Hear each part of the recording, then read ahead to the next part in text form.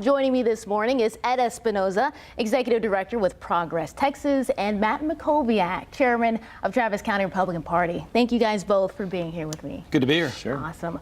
So let's get right into it. Let's talk about the Democratic presidential debate last week. So the top 10 candidates from the Democratic Party hit the stage, and they are getting ready to hopefully face off against Trump. So who do you think had a standout night? So first of all, let's talk about how ridiculous it is that there's top 10 candidates, right? Normally at this point in a race, you should see a lot fewer than that. And really there's 20, but there's 10 that made the stage.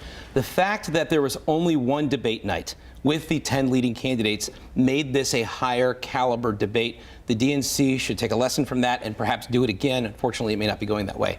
As for who did the best, obviously the spat between Castro and Biden is getting a lot of news. It was a high risk, high reward proposition for Castro.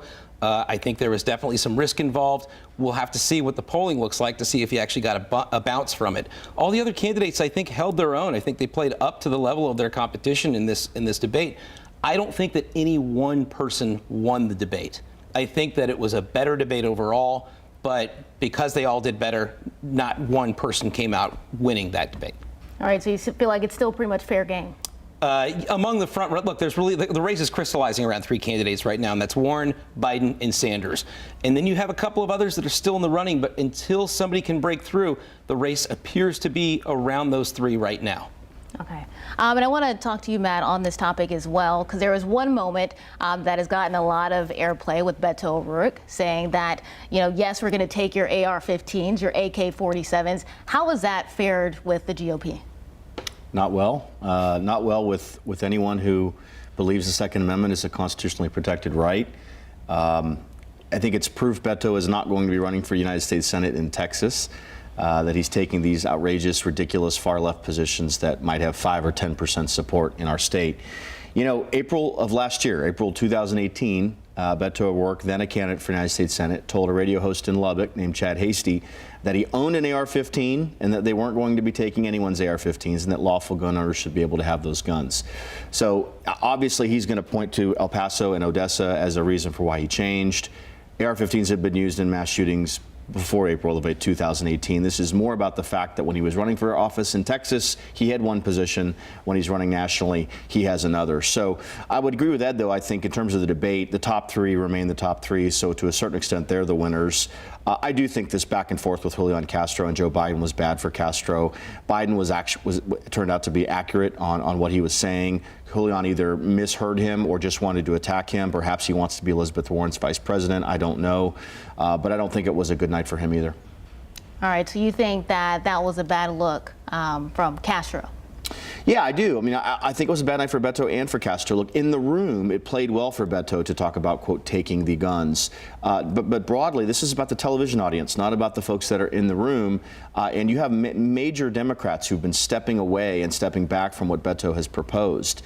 Senator Chris Coons of Delaware, Democrat of Delaware, being one example of that. So, but yeah, in terms of Julian, there's a time and a place to attack Biden. To sort of make an age attack or pretend like he didn't know what he said a minute before, I think is a cheap shot. I think that's how it's playing. I will say that one last thing on this. It's gotten a lot of coverage, the Castro-Biden mix-up.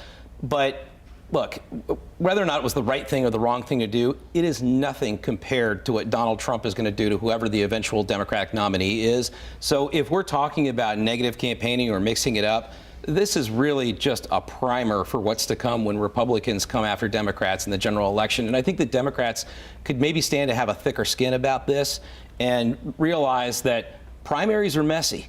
And eventually we're going to have a nominee. We're all going to come together. But the general election is going to be even messier than this. All right. Well, I want to switch gears here to more at home. So tomorrow, City Council has called a special meeting for the homelessness, talking about possible changes. And again, this is all related to camping in public places. So they're going to decide if they should ban certain places of where the homeless can actually camp. I mean, what are y'all's thoughts on this? Well, I think I've been pretty clear where I am on this issue. I don't believe that allowing homeless people to camp in public or sleep in public has been good for our city. I think it's been a disaster from a public safety standpoint, from a public health standpoint, from a tourism standpoint. I don't believe it's compassionate. And finally, tomorrow, they are going to make some changes, but it's going to be totally inadequate. They're basically going to cherry pick 3 or 4 streets where homeless people can't camp anymore. Congress Avenue, 6th Street, perhaps West Campus. So they're basically admitting that it is bad for public safety because they wouldn't be disallowing it on particular streets. And so it's very bad for people who live 1 street over on 5th Street or 7th Street or live just east or west of Congress. They're going to be negatively affected because homeless people on the streets that are banned are going to move. So we need to see this policy undone. We have 31,000 signatures at the SaveAustinNowPetition.com website. Tremendous just intensity in terms of people's views on this. The City Council and the Mayor are playing with fire here in terms of public opinion. They're going to try to quell that tomorrow, but I think they're going to fail. So the thing is, this issue is nuanced in that it is not unique to Austin. Homelessness is an issue in America. It is an issue all over Texas. So what we're dealing with here is no different than what people are dealing with in Plano and McKinney and Odessa, Dallas and Houston. So tomorrow they will have a special council meeting, and yes, something does need to be done, but I think that there is a considerable effort to not have a knee-jerk reaction, that they want to take the tents out, but they want to have some solution. And I don't know that council has got there yet because the homeless officer that has been hired by the city just started a week ago. That person needs to be able to provide recommendations of what to do. If we change these policies and just bring the ordinances back, all we're going to do is end up moving people around, and we're going to have to come back to this again. Let's do it again. Let's do it right. There is a third way that has emerged from council right now. You've got your keep it as it is faction, and you've and your other factions saying let's change things, and then there's a middle group coalition saying let's be methodical about this and do the right thing, so that we're not only helping our community, but so that we're also doing right by those who are homeless. Because if you don't like seeing the tents, guess who else doesn't like seeing them? The people who are in the tents. So something needs to be done. It's not going to be a quick fix, but it'll happen.